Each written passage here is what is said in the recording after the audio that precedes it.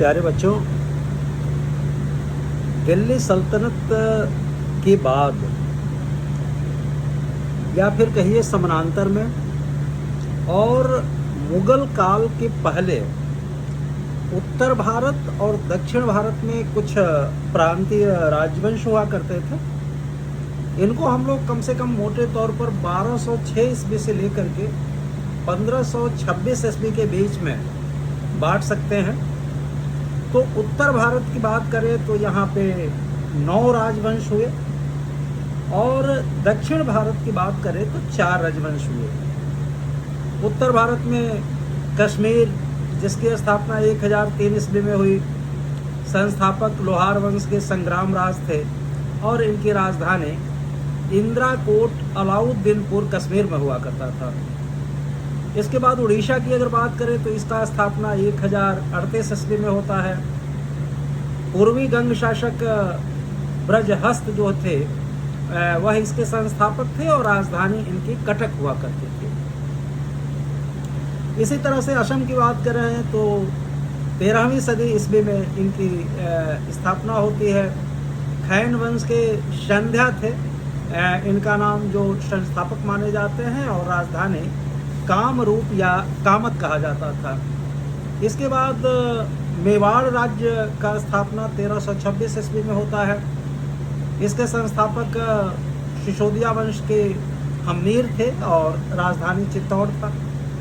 फिर बंगाल की बात करें तो इसका स्थापना 1345 ईस्वी में इलियास शाही वंश के शमसुद्दीन इलियास शाह ने किया था और राजधानी लखनौती पंडुआ ये अलाउद्दीन अली शाह के समय में, फिर एकतला या गौड़ अलाउद्दीन हुसैन शाह के समय में था। फिर सिंध 1350 ईस्वी में स्थापना होता है। सुमरा वंश के अमीर ने इसका स्थापना किया था और राजधानी ठट्टा थी। फिर जौनपुर का नाम आता है 1399 ईस्वी में। इसके संस्थापक सरकी वंश के मलिक सरवर या ख्वाजा जहां थे और इनकी राजधानी जौनपुर में थी। फिर मालवा की बात करें तो 1401 ईस्वी में इसका स्थापना होता है और संस्थापक दिलावर खां गोरी थे और इसका राजधानी धार या मांडू था। फिर गुजरात की बात करें तो इसकी स्थापना 1407 ईस्वी में होती है। जफर खां मुजफ्फर शाह इसके संस्थापक थे और अहमदाबाद इनकी राजधानी थी। इसी के समांतर दक्षिण भारत में राजवंश की बात करें तो मदुरा राज्य, जिसकी स्थापना 1333 ईस्वी में हुआ था या 1334 ईस्वी में, संस्थापक जलालुद्दीन हसन शाह थे और राजधानी मदुरा थी। विजयनगर राज्य की स्थापना 1336 ईस्वी में होता है और हरिहर और बुक्का नामक 2 भाइयों ने स्थापना की थी और राजधानी विजयनगर था। बहमनी राज्य की स्थापना 1347 ईस्वी में होती है।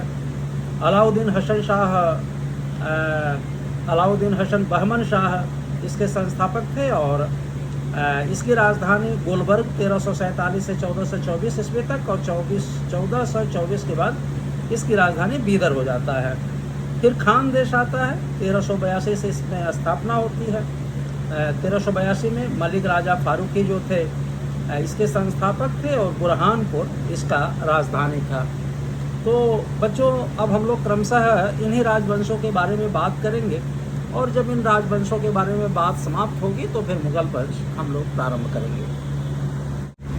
सल्तनत कालीन उत्तर भारत के राजवंश के विषय में सबसे पहले हम लोग कश्मीर की चर्चा करेंगे। 1003 ईस्वी से लेकर के 1540 ईस्वी के बीच में कौन कौन शासक थे, इसके बारे में हम लोग एक सरसरी निगाह से देखते हैं। 1003 से लेकर के 1339 ईस्वी के बीच में कश्मीर में लोहार वंश शासन करता है। सबसे पहला शासक संग्राम राज होते हैं, जिनका समय काल 1003 से लेकर 1028 ईस्वी के बीच में होता है। बच्चों, संग्राम राज पूर्ववर्ती शासिका रानी दिद्दा का भतीजा था। रानी दिद्दा 958 से लेकर 1003 ईस्वी तक इनका शासनकाल था। चूंकि संग्राम राज लोहार के सामंत राज का पुत्र था, इसलिए उसके द्वारा जो संस्थापित वंश था उसको भी लोहार वंश कहा गया। महमूद गजनवी ने कश्मीर पर असफल आक्रमण किया था। महमूद गजनवी के विरुद्ध हिंदू शाही राजा त्रिलोचन पाल की इन्होंने मदद किया था। अब इसके तुरंत बाद अगर हम लोग देखें तो अराजकता का काल शुरू हो जाता है। ये लगभग 1028 ईस्वी से लेकर के 1089 ईस्वी, मतलब 1028 टू 1089 एडी तक। अब इसमें हर्षदेव राजा होते हैं 1089 से 1101 ईस्वी के बीच में। हर्षदेव के बारे में कहा जाता है कि ये बहुत पतित थे, दुराचारी थे, जनता को बहुत सताया था इन्होंने, देव मंदिरों को भी लूटने में इन्होंने संकोच नहीं किया। इससे हुआ क्या कि जनता ने विद्रोह कर दिया और अंततः उनकी हत्या कर दी। अगर उनके कुछ नेक काम की चर्चा करें तो पंपा झील का उन्होंने जरूर निर्माण करवाया था, पंपा सागर कहा जाता है। फिर उसके बाद उच्छल नाम का एक शासक होता है, 1101 से लेकर के 1111 ईस्वी तक उसका शासन होता है। फिर सुसल नाम का एक राजा होता है, 1100 से लेकर के 1128 ईस्वी तक शासन काल होता है। फिर जयसिंह नाम का एक व्यक्ति राजा होते हैं, 1128 से लेके 1155 ईस्वी तक इनका शासन होता है। जयसिंह राज्य के बिगड़े हुए हालात को काबू करके शांति बहाल करने का प्रयास जरूर किया था। कल्हड़ ने अपने रचना राज तरंगिणी, जो 1148 से 1150 ईस्वी के बीच में इसकी रचना हुई थी, उसमें जयसिंह के प्रयासों पर रोशनी डाला है। उल्लेखनीय है कि जयसिंह पर ही कल्हड़ की राज तरंगिणी आकर के समाप्त हो जाती है। जयसिंह के बाद की अगर बात करें बच्चों तो 1155 से लेकर के 1300 ईस्वी के बीच में जयसिंह के बाद कश्मीर राज्य लगभग 150 वर्षों तक गुमनामी के अंधेरों में रहता है। कोई चर्चा नहीं होती है, कोई उपलब्धि प्राप्त नहीं होती है। फिर 1301 ईस्वी में सहदेव आते हैं और इनका शासनकाल 1301 से 1320 ईस्वी तक होता है। उसके शासनकाल में मंगोल नेता ने कश्मीर पर आक्रमण करके खूब लूटपाट किया था। इसके बाद फिर रिनचन नाम का शासक होता है, 1320 से 23 तक इसका शासन अल्प समय के लिए होता है। 1320 ईस्वी में तिब्बती सरदार निरचन ने सहदेव से कश्मीर छीन लिया था और 3 वर्षों तक शासन किया। उसने शाहमीर, जो आगे चल कर के शाहमीर राजवंश का संस्थापक बना, को अपनी पत्नी और पुत्र का शिक्षक नियुक्त किया था इसने। फिर उदयन देव नाम का कोई व्यक्ति शासक हुआ 1323 से 1328 ईस्वी। वह कोटा की रानी 1339 ईस्वी में। उदयन देव कश्मीर का अंतिम शासक साबित हुआ। वर्ष 1338 ईस्वी में उसके मरणोपरांत उसकी विधवा पत्नी कोटा रानी कुछ महीनों तक शासन करने में कामयाब जरूर हुई थी। फिर समय आता है शाहमीर वंश का। कश्मीर की भौगोलिक स्थिति के कारण दिल्ली के सुल्तान उस पर अपना प्रभुत्व नहीं जमा सके और न ही तैमूर के आक्रमण का उस पर कोई विशेष प्रभाव पड़ा। 14वीं सदी ईस्वी के लगभग मध्य तक कश्मीर के शासक व जनता दोनों ही हिंदू थे। इसके बाद वहाँ मुस्लिम राज्यवंश स्थापित हुआ। शाहमीर वंश, जिसका समय 1339 से 1561 ईस्वी माना जाता है,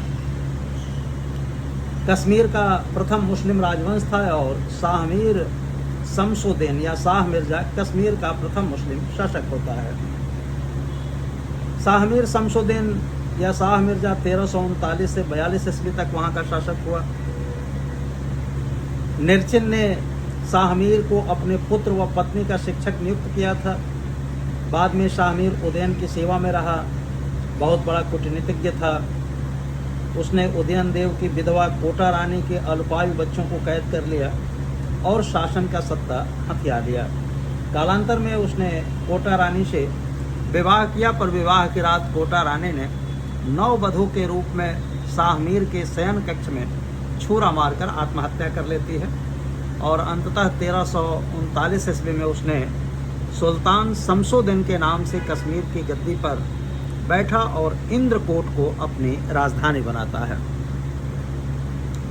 फिर शासक होते हैं जमशेद 1342 से 44 के बीच में। उसके बाद ये शमसुद्दीन का ज्येष्ठ पुत्र था। सुल्तान फिर अलाउद्दीन 1344 से लेकर के 56 ईस्वी तक शासक होता है। इसका मूल नाम अली शेर था। उसने अपनी राजधानी इंद्रकोट के स्थान पर अलाउद्दीनपुर यानी श्रीनगर को बनाया। उसके बाद फिर सुल्तान शिहाबुद्दीन 1356 से 1374 ईस्वी तक शासक होता है। अलाउद्दीन का उत्तराधिकारी था, उसका पुत्र था और कश्मीर राज्य का वास्तविक संस्थापक भी इसको माना जाता है। बचपन का नाम इसका सिर शमक अर्थात बहुत ज़्यादा दूध पीने वाला था। उसने कश्मीर में एक दृढ़ शासन व्यवस्था लागू की और धार्मिक रूप से इसको सहिष्णु माना जाता है। फिर सुल्तान कुतुबुद्दीन 1374 से 1389 ईस्वी तक उसका उत्तराधिकारी होता है। इसके बाद सुल्तान सिकंदर आता है 1389 से लेकर के 1413 ईस्वी के बीच में।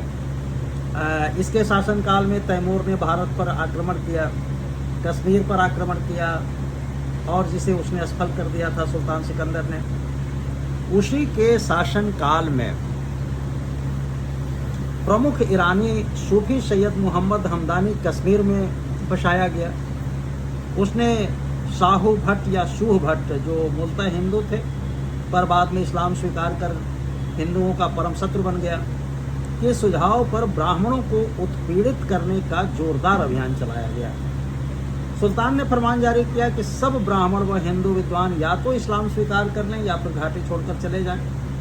उसने हिंदुओं पर जजिया कर लगाया, हिंदुओं के मंदिर नष्ट कर दिए और सोने चांदी की मूर्तियां गलाकर सिक्कों के रूप में ढाल दिए गए। हिंदू मंदिर व मूर्तियों को तोड़ने के कारण उसे बुत सिकन अर्थात मूर्ति भंजक कहा गया। इसके बाद अली शाह 13 शासक बनता है 1413 से 20 के ईस्वी के बीच में। सिकंदर का यह उत्तराधिकारी था।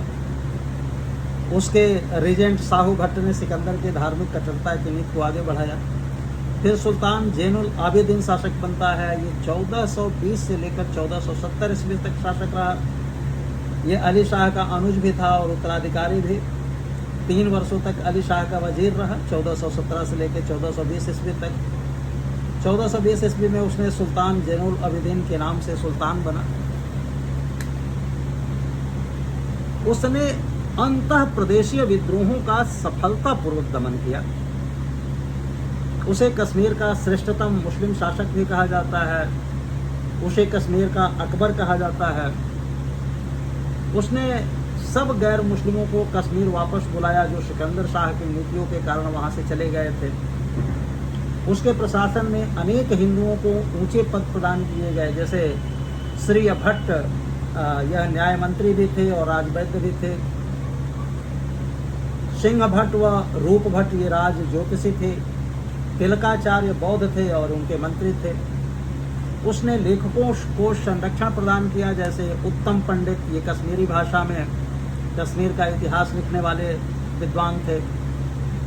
युद्ध भट्ट जैन प्रकाश के लेखक, भट्ट अवतार जैन विलास के लेखक, उत्तसोम जैन चरित्र के लेखक इत्यादि। सुल्तान खुद एक विद्वान व्यक्ति था और कुतुब तखल्लुश उपनाम है इसका, फारसी में कविताएं लिखता था। उसने महाभारत, राजतरंगिणी, कल्हड़ जैसे अनेक संस्कृत ग्रंथों का फारसी में अनुवाद कराया। वह संगीत प्रेमी भी था और ग्वालियर के राजा ने उसके संगीत प्रेम को जानकर उसे 2 दुर्लभ संस्कृत ग्रंथ भेजे थे। सुल्तान ने कश्मीर की आर्थिक उन्नति पर भी ध्यान दिया। उसने 2 आदमियों को कागज बनाने एवं जिल्दसाजी की कला सीखने के लिए समरकंद भेजा।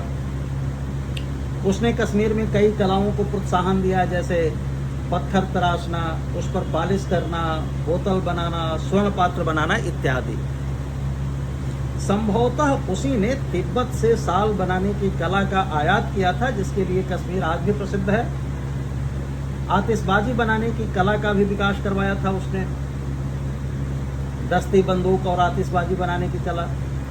सुल्तान ने पर्याप्त संख्या में बांध और पुल बनवाए, जिससे कि कृषि का विकास हो सके। उसने डल झील में रूपलंका और सोनलंका नामक टापू, वुलर झील में जैन लंका नामक टापू बनवाया। जैन लंका उसके काल के अभियांत्रिकी उन्नति का सबसे सर्वोत्तम उदाहरण है। जैन लंका में ही उसने अपना राजमहल और एक मस्जिद भी बनवाया था। बच्चों, जैनुल आबिदीन आज भी कश्मीरी बड़ शाह अर्थात महान सुल्तान के नाम से याद करते हैं जैनुल आबिदीन को। वृद्धावस्था में वह अपने पुत्रों से इतना त्रस्त हो गया कि उसने एक ग्रंथ ही लिख डाला जिसका नाम था शिकायतनामा, और अंततः 1470 ईस्वी में उसकी मृत्यु हो जाती है। जैनुल आबिदीन के बाद उसका उत्तराधिकारी हाजी खां हैदर शाह आदि अयोग्य निकले। नतीजतन उसके समय में कश्मीर राज्य का पतन होने लगा। फिर 1484 ईस्वी से लेकर के 1528 ईस्वी का बीच का जो समय है वह कहा जाता है कि राजनीतिक डाकुओं का शासनकाल था। वर्ष 1540 ईस्वी में बाबर का रिश्तेदार मिर्जा हैदर दोगलत कश्मीर का शासक बन बैठा। उसने नाजुक शाह की उपाधि धारण की। वर्ष 1561 ईस्वी में चक्कों ने कश्मीर का शासक अपने हाथ में ले लिया और अंत 1586 ईस्वी में मुगल बादशाह अकबर ने किया। इसके बाद कश्मीर मुगल साम्राज्य का अंग बन जाता है। तो बच्चों, यह एक तरह से कश्मीर के बारे में हम लोगों ने संक्षिप्त विवरण किया। अब हम लोग बात करेंगे उड़ीसा के बारे में। उड़ीसा सल्तनत काल के दौरान पूर्वी गंग गजपति एवं भोई राजवंश के शासकों ने शासन किया। 1568 ईस्वी का वर्ष उड़ीसा के इतिहास में विभाजक रेखा मानी जाती है, क्योंकि इसी वर्ष स्वतंत्र राज्य के रूप में उड़ीसा का अस्तित्व समाप्त हो गया और वह बंगाल का राज्य बन गया। पूर्वी गंगवंश 1038 से लेकर के 1434 ईस्वी तक इनका शासनकाल होता है। इसमें वज्रहस्त शासक होते हैं। 1038 से 70 के बीच में 11वीं सदी के लगभग मध्य में वज्रहस्त ने उड़ीसा में पूर्वी गंगवंश की स्थापना करी। वज्रहस्त को सल्तनत कालीन पूर्वी गंगवंश का संस्थापक माना जाता है। इसके बाद फिर राज देवेंद्र वर्मन प्रथम उनका उत्तराधिकारी होता है 1070 से 1076 के बीच में। उनका पुत्र राज प्रथम ने चोल शासक राजेंद्र द्वितीय की पुत्री राज सुंदरी के साथ में विवाह किया था। फिर अनंत वर्मन चोल गंगदेव 1076 से 1148 ईस्वी के बीच में इनका शासनकाल रहता है। राज प्रथम के उत्तराधिकारी पुत्र अनंत वर्मन चोलगंग ने उड़ीसा राज्य को गठित किया। 1135 ईस्वी में कटक को इन्होंने अपनी राजधानी बनाई। अनंत वर्मन चोलगंग को सल्तनत कालीन पूर्वी गंगवंश का वास्तविक संस्थापक कहा जाता है। अनंत वर्मन चोलगंग आरंभ में भगवान शिव का मानने वाला था, शैव धर्मावलंबी था। बाद में रामानुजाचार्य के प्रभाव में आकर के वह वैष्णव धर्मानुयायी बन जाता है और पुरी के जगन्नाथ मंदिर का भव्य निर्माण करवाता है। उसके परवर्ती शासक अनंग भीमदेव द्वितीय ने जगन्नाथ मंदिर के विस्तार कार्य को पूर्ण करवाया। अनंग भीमदेव द्वितीय 1178 से लेकर के 1198 ईस्वी शासनकाल होता है। फिर राज द्वितीय शासक बनते हैं, उनका 1198 से 1211 ईस्वी शासन होता है। उसके बाद अनंग भीमदेव तृतीय होते हैं, 1211 से 1238 ईस्वी इनका शासनकाल होता है। तत्पश्चात फिर नरसिंह देव प्रथम शासक होते हैं, इनका शासन 1238 ईस्वी से 1264 ईस्वी के बीच में होता है। जिन राजाओं का कोई महत्वपूर्ण योगदान नहीं है उनका केवल मैं नाम लेकर के आगे बढ़ जा रहा हूं। जो इम्पोर्टेंट है, जिनसे कुछ क्वेश्चंस पूछे जा सकते हैं, उनको रुक करके उनके बारे में कुछ चर्चा हम लोग कर लेते हैं। नरसिंह देव प्रथम, जिनका समय 1238 से 1264 माना जाता है, सल्तनत कालीन पूर्वी गंगवंश के अंतिम महत्वपूर्ण शासक थे। नरसिंह देव प्रथम के शासनकाल में तुर्कों ने उड़ीसा पर आक्रमण किया था, जिसे इन्होंने विफल कर दिया। तुर्कों पर अपनी जीत के स्मृति चिन्ह के रूप में नरसिंह देव प्रथम ने कोणार्क का सूर्य मंदिर का निर्माण कराया था, जो आज भी बड़ी भव्यता के साथ में हमारे पास उपस्थित है। इसके अलावा नरसिंह देव प्रथम ने बालासोर में रैबनिया में एक बृहद दुर्ग का निर्माण कराया। इसके बाद फिर छोटे छोटे शासक होते हैं। भानुदेव प्रथम होते हैं 1264 से लेकर के 1279 ईस्वी शासनकाल। फिर नरसिंह देव द्वितीय होते हैं, इनका 1279 ईस्वी से 1306 ईस्वी शासनकाल। उसके बाद भानुदेव द्वितीय होते हैं 1306 से 1328 ईस्वी। इसके पश्चात नरसिंह देव तृतीय का समय आता है, जो 1328 ईस्वी से 1352 ईस्वी इनका शासनकाल होता है। फिर भानुदेव तृतीय आते हैं और 1352 से 1378 ईस्वी के बीच में इनका शासनकाल होता है। दिल्ली का सुल्तान फिरोज शाह तुगलक जब बंगाल विजय करके 1360 ईस्वी में वापस राजधानी लौट रहा था, तो उसने उड़ीसा पर आक्रमण किया और उसकी राजधानी पर अधिकार कर लिया। उस समय भानुदेव तृतीय उड़ीसा का शासक था। फिर नरसिंह देव चतुर्थ शासक होते हैं 1378 से 1414 ईस्वी। तत्पश्चात भानुदेव चतुर्थ होते हैं, इनका 1414 से 1434 ईस्वी। उसके बाद गजपति वंश आरंभ हो जाता है और गजपति वंश का शासनकाल 1435 ईस्वी से लेकर के 1542 ईस्वी तक माना जाता है। अब गजपति वंश के बारे में हम लोग चर्चा करेंगे, जो उड़ीसा में शासक वंश हुआ। इसमें कपिलेंद्र देव 1435 से 1467 ईस्वी तक इनका शासनकाल रहा। एक नए हिंदू राजवंश गजपति राजवंश की इन्होंने स्थापना की। उसने विजयनगर एवं बहमनी राज्यों के आक्रमणों का सफलतापूर्वक सामना किया और उसके मृत्यु के पश्चात राज्य के आधे भाग पर विजयनगर साम्राज्य का कब्जा हो जाता है। फिर पुरुषोत्तम देव का समय आता है, ये 1467 ईस्वी से लेकर के 1497 ईस्वी तक इनका समय होता है। कपिलेंद्र देव के उत्तराधिकारी पुत्र पुरुषोत्तम देव के समय उड़ीसा राज्य का विजयनगर और बहमनी राज्यों से संघर्ष जारी रहा। कांची कावेरी उपाख्यान के अनुसार पुरुषोत्तम देव ने कांची एवं कावेरी नदी के तटीय क्षेत्र, जो विजयनगर साम्राट शालू नरसिंह का अधीनस्थ क्षेत्र था, उसके विरुद्ध अभियान किया और सफलता पाई। इसने संस्कृत भाषा में अभिनव गीत गोविंद एवं नाम मालिका की रचना की। फिर इस राजवंश के अगले जो शासक होते हैं प्रताप रुद्रदेव होते हैं। 1497 ईस्वी से लेकर के 1540 ईस्वी तक इनका शासनकाल होता है। प्रताप रुद्रदेव के समय में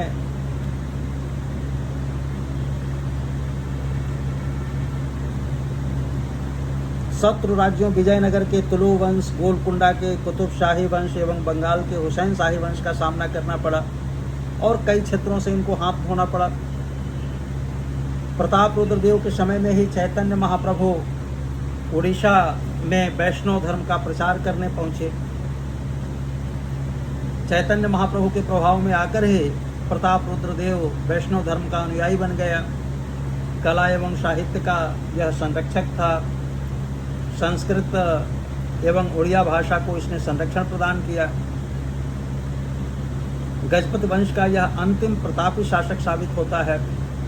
इसके बाद कलुआ देव 1540-41, फिर कखरुआ देव 1541 ईस्वी नाम मात्र के लिए शासक हुए। 1541 ईस्वी में प्रताप रुद्रदेव के एक मंत्री विद्याधर ने विद्रोह कर सत्ता पर कब्जा कर लिया और एक नए राजवंश भोई राजवंश की स्थापना की। तो फिर इसमें अब हम लोग भोई राजवंश की भी चर्चा कर लेते हैं, जिसका समय 1542 से 57 ईस्वी के बीच में रहा। गोविंद विद्याधर ने भोई राजवंश की स्थापना की। शासनकाल जैसा कि आपको बताया बहुत संक्षिप्त रहा। इसका पुत्र चक्र प्रताप भोई राजवंश का शासक बना। वर्ष 1557 में चक्र प्रताप की मृत्यु हो गई। उसके मरणोपरांत उसके एक मंत्री मुकुंद देव ने सत्ता हथिया ली। मुकुंद देव का शासनकाल 1559 ईस्वी से 1568 ईस्वी के बीच में रहा। चारों तरफ से शत्रु राज्यों से घिरा हुआ था, सो उसने मुगल बादशाह अकबर से एक संधि कर ली, जिससे बंगाल का सुलेमान खां खर्रानी भड़क उठा। सुलेमान खां कर्रानी ने अपने पुत्र वायजिद खां कर्रानी को उड़ीसा अभियान पर भेजा और इस अभियान में मुकुंद देव मारा गया। इस तरह 1568 ईस्वी में बंगाल के शासक सुलेमान खां कर्रानी ने उड़ीसा को बंगाल में मिला लिया। 1568 ईस्वी का वर्ष उड़ीसा के इतिहास में एक महत्वपूर्ण स्थान रखता है बच्चों, क्योंकि इसी वर्ष स्वतंत्र उड़ीसा राज्य का अस्तित्व खत्म हो गया। अंततः मुकुंद देव उड़ीसा का अंतिम स्वतंत्र शासक सिद्ध होता है। 1592 ईस्वी में उड़ीसा राज्य मुगल साम्राज्य का अंग बन जाता है। इसके बाद बच्चों फिर असम राज्य की भी चर्चा कर लेते हैं। असम 13वीं सदी से लेकर के 16वीं सदी ईस्वी के बीच में बात करेंगे। ब्रह्मपुत्र के घाटी के अनेक राज्यों में असम राज्य भी महत्वपूर्ण था। मध्यकाल के असम के राज्य क्षेत्रों में 4 प्रमुख राज्य हुआ करते थे, जैसे कामरूप, ये खैन, कूच बिहार को कूच कहते थे, आसाम को अहोम कहते थे और अराकान या माह कहते थे। ये सारे असम के क्षेत्र होते थे। 13वीं सदी ईस्वी में खैन लोगों ने कामरूप पर अधिकार करके कूच बिहार के दक्षिण में कामतपुर को राजधानी बनाया और कामत राज्य के संस्थापक का नाम संध्या था। 16वीं सदी ईस्वी में कूच जात का कामत पर अधिकार हो गया। कूच जात के विश्व सिंह 1529 से 40 ईस्वी ने 1529 ईस्वी में कूच जातीय कामत राज्य की स्थापना की। विश्व सिंह के उत्तराधिकारी पुत्र नर नारायण 1540 से 1587 ईस्वी के शासनकाल में कामत राज की विशेष उन्नति होती है। नर नारायण का मूल नाम मल्लदेव था। उसने मुस्लिम आक्रमण को असफल बनाया, वैष्णव संप्रदाय का प्रचार किया, एक शरण संप्रदाय के शंकर देव को पहला राजकीय संरक्षण प्रदान किया तथा चांदी का सिक्का जारी किया, जिसके नाम पर नारायणी कहा गया। उसे कामरूप का विक्रमादित्य भी कहा जाता है। बाद में जब यह राज्य 2 भागों कूच बिहार और कूच हाजों में विभाजित हो गया, तब दोनों में संघर्ष चला। परिणाम स्वरूप कामत राज्य दुर्बल हो गया और उसके पश्चिमी भाग को मुसलमानों एवं अहोमों ने आपस में बांट लिया। अहोम बर्मा की ओर से भागकर इस क्षेत्र में आकर के बसे थे। धीरे धीरे उन्होंने हिंदू धर्म ग्रहण कर लिया। अहोम शासक शुंग मुंग ने स्वर्ग नारायण की पदवी धारण की। उसके समय में शंकर देव ने एक शरण संप्रदाय का खूब प्रचार प्रसार किया। तो बच्चों, इस तरह से हम लोगों ने 3 राजवंशों की चर्चा की, जिसमें कश्मीर का चर्चा हुआ, उड़ीसा का चर्चा हुआ और असम का चर्चा हुआ। तो इस लेक्चर का हम यहाँ पर समापन करते हैं। जब अगली बार हम लोग बात करेंगे तो पुनः जो 3 राजवंश और करेंगे। टोटल 12 राजवंशों की चर्चा करनी है। तो लेक्चर इस तरह से अपना अग्रसर होता रहेगा। बहुत बहुत शुभकामनाएं।